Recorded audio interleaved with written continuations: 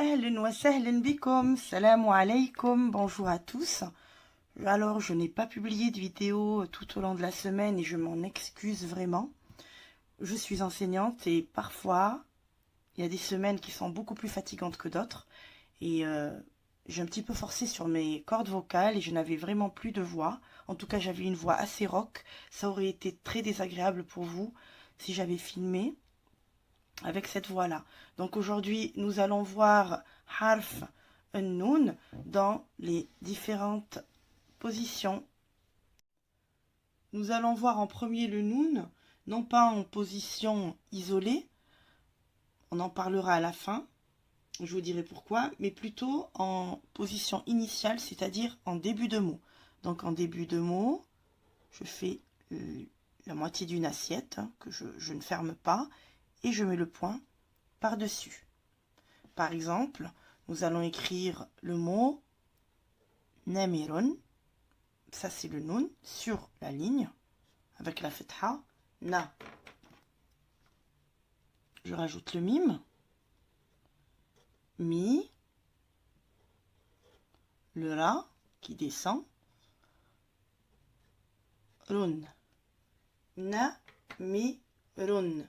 Le nun est en position initiale. Le mot commence par cette lettre, donc voilà comment elle s'écrit. Elle est rattachée directement à la lettre qui la suit.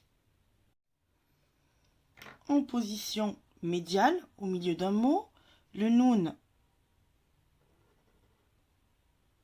va s'écrire de cette manière, mais il sera rattaché ici par une autre lettre et ici par une autre lettre.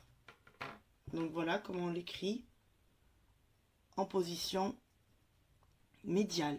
On va écrire le mot Ainabun. Alors, Aï, c'est le Ain qui est comme un 3 à l'envers. On le verra parce qu'on ne l'a pas encore vu. Et là, je rattache le Nun. Ri, na. Et puis, on avait déjà vu le B en situation finale qui est rattaché à la lettre. Ri, na, bun. En position isolée ou en position finale, le Nun s'écrit. Voyez, vous avez la ligne, vous avez la première interligne. Donc, on va tracer le demi-cercle en débutant de la ligne, en descendant sur la première interligne. Ça, c'est l'écriture la plus juste dans le graphisme. D'accord? Beaucoup, vraiment beaucoup l'écrivent même en position isolée, de cette manière. Moi, je le fais. Je vous le mets au crayon, parce que ce n'est pas l'écriture la plus juste, sur la ligne. D'accord? Quand elle est isolée. Pour moi, il n'y a aucune différence. Mais les enseignants de lettres arabes vous diront qu'il y a une grande différence. Pour moi, ce n'est qu'une manière d'écrire. Ici, harf nun est isolée, toute seule. Harf, ce qui veut dire lettre. Harf nun ici est isolé. S'écrit en dessous de la ligne en arrivant à la première interligne. Je vous dis, certains l'écrivent sur la ligne. Pour moi, ce n'est pas une erreur. En tout cas, ça n'a jamais compté pour une erreur ni d'orthographe ni de grammaire dans toutes les évaluations que j'ai pu passer en arabe. J'ai un bac de littérature arabe, une licence de l'enseignement du français, un master de l'enseignement et de l'éducation. Alors, quand c'est à la fin du mot, en position finale, la lettre est rattachée. On va dire que ça, c'est ce qui la relie à la lettre qui la précède. Et puis, on descend aussi en dessous de la ligne jusqu'à la première interligne. Vous trouverez aussi l'écriture de cette manière. La lettre est rattachée ici et vous avez la lettre sur la ligne. Ce qui ne vous sera jamais compté comme une erreur. Donc voilà, c'est une manière différente d'écrire.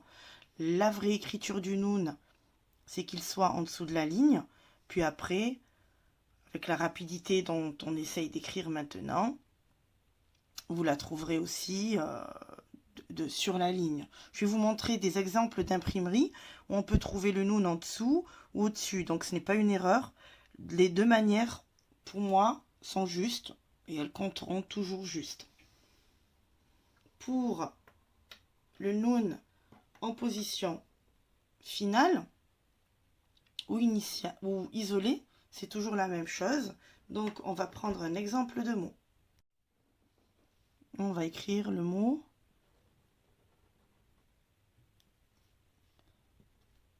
fille. Ici, le noun est rattaché. Voyez, il est en situation médiale. Finjanun. Ici, j'ai le ja. Sukun, on le verra. Finja. Et vous avez ici le noun à la fin du mot. Et on va le tracer en dessous de la ligne. Finjanun. Ici, le noun est en position finale. Ici, il est en médiale. Et ici, la lettre est en finale. Vous voyez, en finale, c'est comme quand il est isolé. En finale où il n'est pas rattaché. Nous allons voir un autre mot où encore le noun est en position finale. On va prendre le mot yaktin. Je vais vous montrer comme d'habitude l'image. Yak.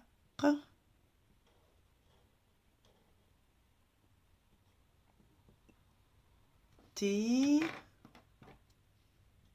T. Et ici, le noun descend en étant rattaché au ya. Yaktin.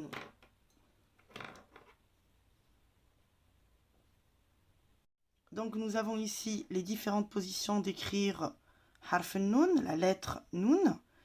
Je vais vous montrer bien sûr tout de suite les images qui correspondent à ces différents mots ainsi que l'écriture d'imprimerie. Donc nous avons ici nun en position initiale, en début de mot, le mot na, mi, ron, namirun. Ici, en position médiale, au milieu d'un mot, la lettre est précédée d'une autre lettre, elle est suivie d'une autre, donc elle est rattachée. C'est ce que je vous mets en violet. Nous avons le mot ri, na, bun. Et nous allons voir tout de suite à quoi ça correspond. Et puis nous avons le noun isolé, tout seul, ou bien en fin de mot, en position finale, où cette lettre s'écrit en dessous de la ligne, et c'est le point qui se met sur la ligne, ou peut-être un petit peu plus haut. Je vous dis que certains l'écrivent sur la ligne, ce n'est pas une erreur, bien que à la base le noun s'écrit de cette manière, mais ce n'est pas une grave erreur si on l'écrit sur la ligne, ce n'est qu'une manière d'écrire, chacun son écriture. Nous avons ici finjanun, finjanun, et ici nous avons yaqatinun. Nous allons voir les images qui correspondent à l'écriture d'imprimerie. Voilà pour le mot namirun. Je vais vous le mettre juste derrière, j'espère que ce sera assez visible. Namirun. Et on l'a ici, au niveau de l'imprimerie, ça s'écrit de la même manière. Puis nous avons ri, na, bun.